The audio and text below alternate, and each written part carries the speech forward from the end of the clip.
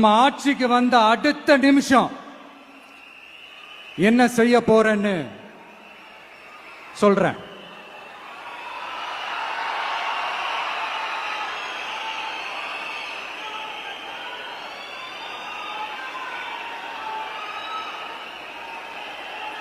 Number 1, தமிழ்நாட்டில் இருக்கிற எல்லா குடும்பங்களுக்கும் உறுதுணையா இருக்கத்தான் நாம் அரசியலுக்கே வந்தோம். அந்த எண்ணத்தோட வெளிப்பாடு தான் நம்மளோட ஒவ்வொரு குடும்பத்திற்குமான உத்தரவாதம். 200 யூனிட் கட்டணமில்லா மின்சாரம். நம்பர் 2,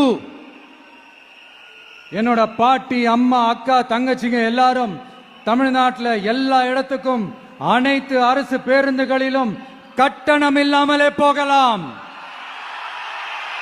நம்பர் 3, சட்டம் ஒழுங்க சரியா ரொம்ப ஸ்ட்ரிக்டா நிலைநாட்டியே தீருவோம். அதோட வெளிப்பாடா பெண்கள் பாதுகாப்புக்கான மிக கடுமையான சிறப்பு சட்டம் கொண்டு வரப்படும்.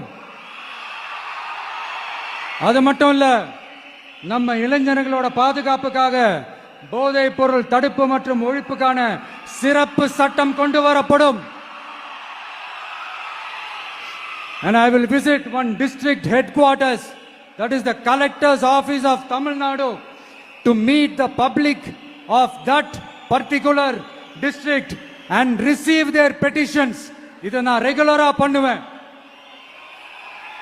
இதெல்லாம் செய்வோம். இதோட நாம சொன்னதெல்லாம் கொஞ்சம் கொஞ்சமா நம்ம ஆட்சிக்கு வந்ததுக்கு அப்புறம் செஞ்சு காட்டுவோம். சொல்லாததையும் செய்வோம், அது வேற விஷயம். ஆனா இப்போ நம்மளால செய்யறத செய்ய முடிஞ்சதை மட்டும் இப்போதைக்கு நான் சொல்லியிருக்கிறேன்.